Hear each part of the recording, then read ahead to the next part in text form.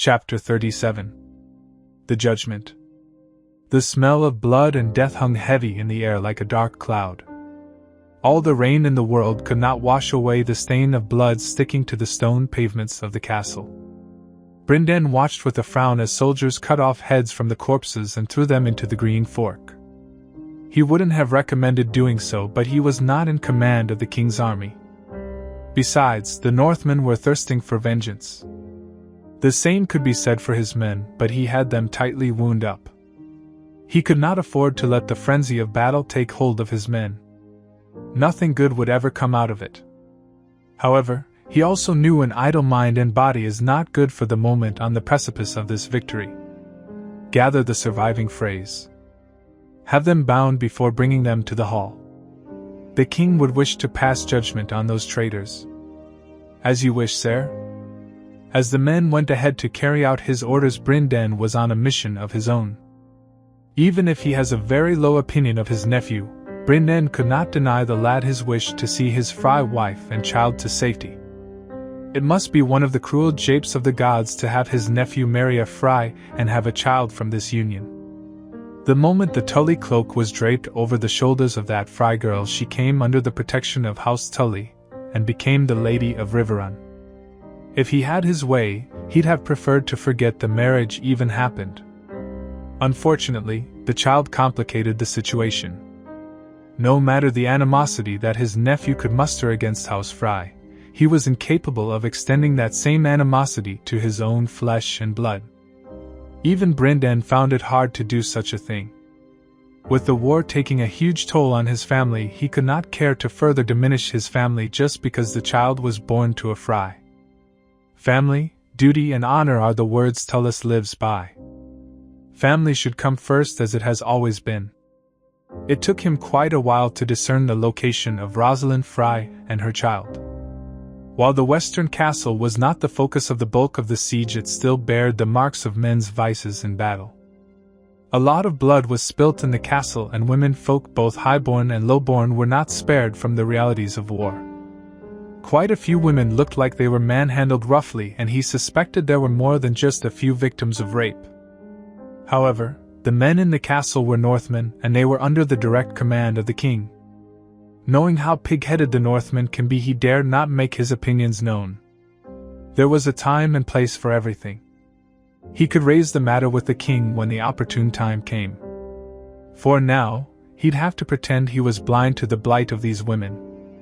Squaring his shoulders, Brynden pushed forward with his search. It took him quite a while, but he finally found Rosalind Frey and his nephew's child. They were huddled together with a group of women and children inside a chamber with sturdy Northmen standing guard. No one is allowed to take the prisoners anywhere, one of the guards said, stopping Brynden from escorting Rosalind outside of the chamber. This is Rosalind Frey, the wife of Edmure Tully. I will have my nephew's wife and child in my protective custody. Brynden argued, only to have the tip of a spear pointed at his face. I don't care who you are or who the Frey is. We have orders from the king to secure all Freys until his arrival. Letting out a snort of frustration, Brynden was about to argue further, but a voice stopped him. Don't bother, Sir Brynden. My brother has given strict instructions prior to the siege. John will decide the fate of all Freys regardless of their connections and relations. The guards immediately bowed, and Brynden took in the new arrival. It was a girl dressed in black trousers, thick boots and leather armor. Hair as black as night reached to the girl's shoulder, while stormy gray eyes stared at him devoid of emotion. Lady Arya? The guards greeted the girl, and Brynden immediately made the connection. Are you? Brynden choked up, unable to articulate properly, overwhelmed by emotions. When the gray-eyed girl nodded, he rushed forward and embraced his niece's youngest daughter. We thought you were dead. Your mother, oh, thank the gods, old and new. It was as if a great weight was lifted off his shoulders. Having seen the devastation that befell his niece and the heartbreak she endured before being cruelly cut down at the twins, Brynden was relieved to learn of Arya's survival. Your mother worried about you so much. There was not a day that'd go by without your mother praying for your safety. Her prayers and tears were not in vain. Brynden murmured as he held Arya close to his heart. When he gradually released Arya, the corners of his eyes were watered. Rubbing his eyes, he took a good look at the youngest daughter of his niece. Your mother wasn't exaggerating. You have the proper looks of a Stark. That put a smile on Arya's face. Father used to say I'm a lot like my Aunt Lyanna. Your father was not wrong, Brynden said, a pained look on his face at needlessly bringing up Eddard Stark. What were you doing with the prisoners? Asked Arya. Brynden let out a sigh, looking at the wife of his nephew held back by the guards at the doorway. If the woman wasn't holding that little bundle, he would have been in a position to ignore this situation altogether. The gods seem to love cruel japes. Your uncle married Rosalind Frye, and from that union, a child was born. I was trying to secure her and the child as per Edmure's wishes. Brynden took note that whatever familial feelings Arya Stark held for him vanished in an instant at the news. I see, Arya muttered coldly. All Freys stay under guard until the king passes his judgment upon them. There are no exceptions. Brynden let out a sigh, as he was more than aware that Arya and the king are more than justified in their animosity. But he had to try for his nephew's sake. Rosalind is the mother of your uncle's child, said Brynden. And she is a Frye.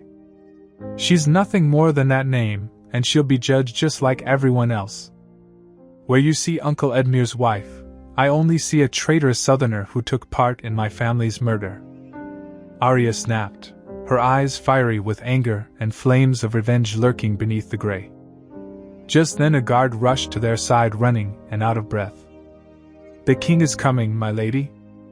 Arya smiled, and there was not a hint of femininity in it.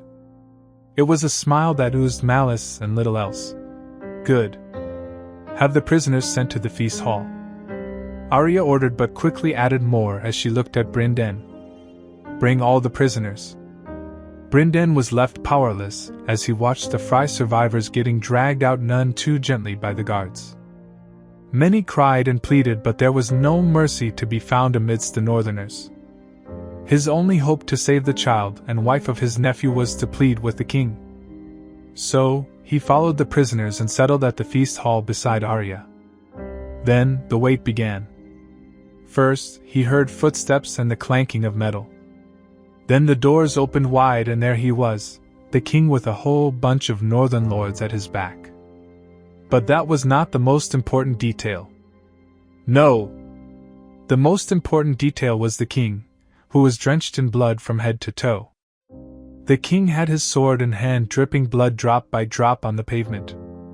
With his face covered in blood and the red cloak billowing behind his back, the king was clearly in his most intimidating form. Ah! Congratulations are in order, I think.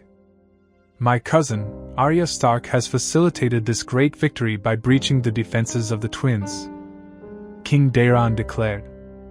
It also seems she has also fulfilled her oath. Brynden followed the line of sight of the king and looked at the far end of the hall where Walder Frey's head was mounted on a spike. I hope the wretch died a painful death. He most certainly did, Arya replied, a cruel glint in her eyes. Brynden looked between the two and felt that his task to keep his nephew's wife and child alive was going to be a difficult task. It'd have helped if there were more reasonable people present. Alas, he could only find blood-hungry northerners. What happened to the Vale Lords? Brynden wondered. Suddenly a commotion broke out as he watched Clement Piper rush out and embrace his son. The father duo sobbed as they reunited in the accursed halls of House Frye. There is a certain irony in this, Brynden thought before looking at the king, who used this opportunity to walk towards the head table. Now, the real struggle begins. He prayed to the gods that his house would come out of this intact. Daeron sat comfortably on a chair set upon an elevated podium. The area was used to house the table for the guests of the Lord of Twins to dine, but he was repurposing it to look down on the prisoners. Quite a lot of teary eyes were directed at him, all of them filled with fear. That was good. Fear, he realized, was a tool that he could use to finish this war quickly. Wasting more time in the Riverlands would be folly. He'd have to hand the finer details of pacification of the area into the capable hands of Tytos Blackwood and focus on the west. Securing the Westerlands and the gold of the area was a top priority. Not to mention he wanted to close the chapter on House Lannister and loot the rich blonde schmucks so that he could buy out the support of the Iron Bank. He could attempt a deal with the Iron Bank now, but he was going to wait till he could control the mines of Westerlands and properly threaten Highgarden. Of course, he was not arrogant enough to believe everything would go according to plan. There were bound to be problems along the way, but the general plan still stands. For now, securing the gold of Westerlands remains a priority for him. So long as the Reach remained outside his control, a lot of gold was essential for securing resources from Essos. Without the trade with Essos, he'd be forced to conclude his campaign in the south. Such a situation would spell doom to his preparation against the White Walkers. He'd be weak and left floundering rather than project strength to the enemies further south. And that would be a disaster. Your Grace, please have mercy. We had nothing to do with the Red Wedding. Anything further was left in a pained cry as Lyra Mormont punched the fry straight at his cheek. You'll speak when you are asked to fry. Lyra snarled. Daeron eyed the downed fry with boredom. He was tired of all the whining and pleading. He had fought through the gates of the eastern castle after the gates were opened.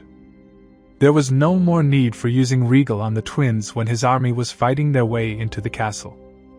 So, he had joined in the attack after landing Regal. There was hardly much resistance, but the Northmen were here not to merely defeat the Freys. They were here for revenge, and he fulfilled his promise by letting them unleash northern justice on the eastern castle. Only some women and children were left alive when everything was said and done. That's when he stepped in and exerted his control over the army. It probably saved the Freys from getting butchered in the western castle. Nevertheless, this left him with a dilemma on how to proceed. Personally, he didn't want women and children touched. At the extreme, he'd go for exiling the whole lot to Essos or even Skagos. Now, the males on the other hand. What is your name, Fry? Daeron asked, palming the jewel-clad head of Dark Sister while looking at the Fry who got punched by Lyra. Your Grace, I am Oliver Fry. I was King Rob's squire. I had no part in his betrayal. My family had no part relieve him of his head. Daeron snapped sharply. There was a wail of despair as Lyra Mormont cleaved the head off from Oliver Frey's shoulders with Longclaw. The Valyrian steel sword, true to its name, cut through bones and flesh with nary an effort. With a thud, the headless body of Oliver Fry hit the floor, twitching and shaking. A pool of blood was quick to form on the paved floor. Answer to the question. I don't want to hear your life history. If you can't be bothered to follow simple instructions, many more heads will be rolling on the floor, whoever you are. Daeron thundered, not a soul daring to meet his eyes to challenge him. Now then, let's start once more. What's your name? Daeron pointed at a random Fry in the litter, and there were quite a few, despite the culling hashed out last night. Perwin Fry, Your Grace. The Fry was shivering like a leaf, so Daeron toned down his stare and slowly tapped the floor with Dark Sister. Who's your father? Lord Walder Fry. Your mother? Bethany Rosby. Rosby?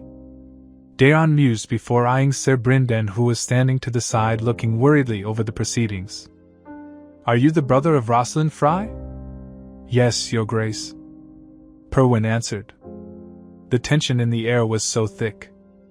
Almost everyone was curious about what he was about to do. Daeron was not ignorant of Ser Brynden's intentions. After all, the man had made the request of sparing Rosalind Fry from any retribution when communications between their two camps were established before the siege. He was inclined to give in for Ser Brynden and Edmure Tully, but at a price. A single Fry who had no say in the events of the Red Wedding was not his target. Bring forth Rosalind Fry. Daeron took a good look at the petite woman before him holding a small child. The fear was obvious in her eyes and far more clear by the way she held the baby close to her, as if her life depended on it. Truth be told, in some way the child is responsible for her fortune. With a child born in wedlock, she is the mother of House Tully's heir. Though I'm inclined to declare your marriage to Edmure Tully a sham and a fake, I must abide by the feelings of Lord Edmure. From what I understand, Lord Edmure acknowledges you as his lawfully wedded wife and as the mother of his child. Whether I like it or not, by the laws of gods and men, you are the Lady of Riverrun. Daeron said, looking at Ser Brynden, who nodded. But I shall only show you or your child mercy if you but speak the truth, my lady. Under the roof of this castle, in this very hall, my cousin the king in the north and Trident was murdered. Your family pelted him with crossbow bolts before Roose Bolton stabbed him in his heart. Robb's wife, the Queen of the North, was stabbed in her pregnant belly, killing her and the heir to the throne of the North. Your family killed Lady Caitlin, the Lady of Winterfell and the wife of my uncle Lord Eddard Stark. Her throat was slit by Black Walder, and your family threw her body into the Green Fork. Your family paraded my cousin's body with his wolf's head sewn to his body. Your family has killed 2 generations of northern lords, and for this crime, House Frey shall be punished most severely. Daeron paused for effect.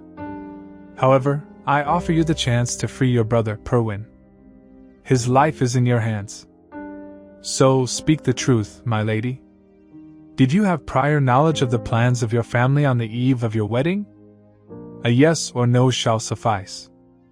When Rosalind refused to answer, Daeron stood up and placed the flat side of Dark Sister against Perwyn Frey's left shoulder. The message was clear. I already know the answer. I just want you to say the truth before everyone. Say the truth or watch your brother die. No, please don't. I knew.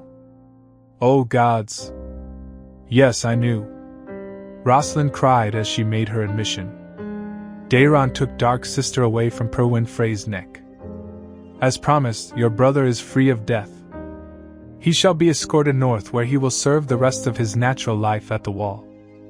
There were some murmurs of protest, but a sharp tap with Dark Sister on the floor quoted down any dissent. Sitting back in his chair, Daeron observed Rosalind Frey and her child. His eyes then sought out Ser Brynden. Knowing what you know, do you still want Rosalind Frey and her child? Daeron inquired. He could see the struggle behind the Blackfish's eyes. On one hand, the man would be extending the protection of House Tully to someone who betrayed his niece. On the other, the Blackfish could not turn his back on Rosalind Frey, as she is the wife of his nephew. She is the wife of the Lord of Riverrun.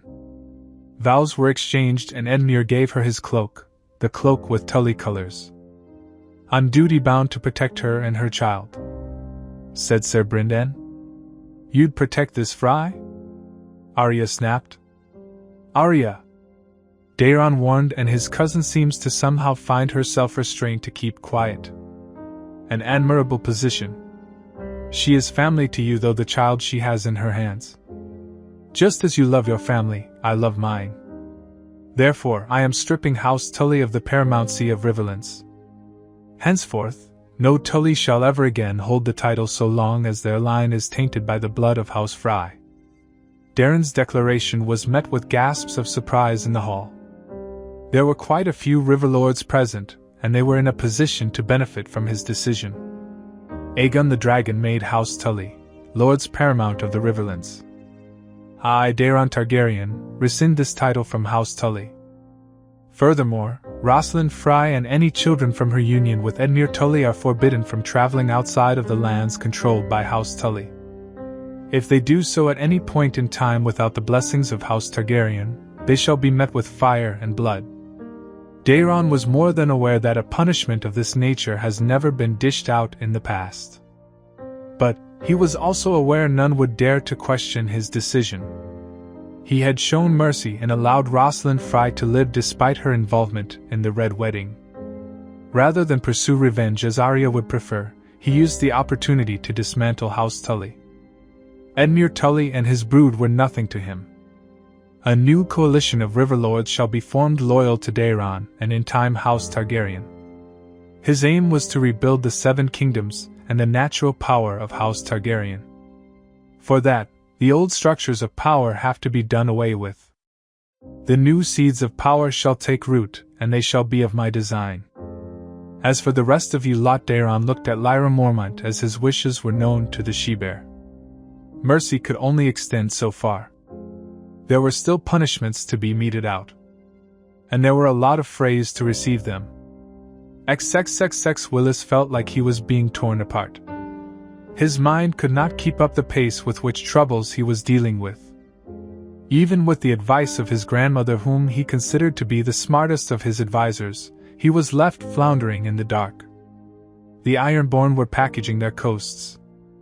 Trade has all but stopped, and the small folk were afraid to work the fields. The Dornish were making slow gains in the south despite the Marcher lords holding fast against the tide of invasions. Lord Tarly has met defeat at the Stormlands, and the last he heard, the man was being chased out of the Stormlands by the Golden Company.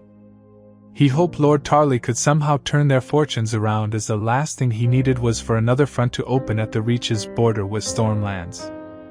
Then the most disturbing news of all reached him in the form of a raven from Cersei Lannister. Both his father and sister were being held prisoners in the Red Keep. The Lannister woman has gone mad. Does she think we will obey her commands after her actions? Willis wondered incredulously. Cersei is unhinged. She sees enemies in her shadows. The end has finally come for her, said Olenna. Willis observed his grandmother. Her penchant for making crude japes was absent ever since the raven came from King's Landing. The raven not just carried the word of his family's imprisonment, but also the insane demand of supplying troops to attack the Dragon Queen, who was making her merry way through the Crownlands. It was madness. The Reach was in no position to fight a war in the Crownlands. They were stretched thin with enemies attacking from all sides. The last thing he could do was to divert men and resources to the Crownlands, when he had little to spare to keep the Reach from falling into chaos. At the same time, the threat to the lives of his sister and father was real. Something must be done, Willis grumbled. But do what? That was the question.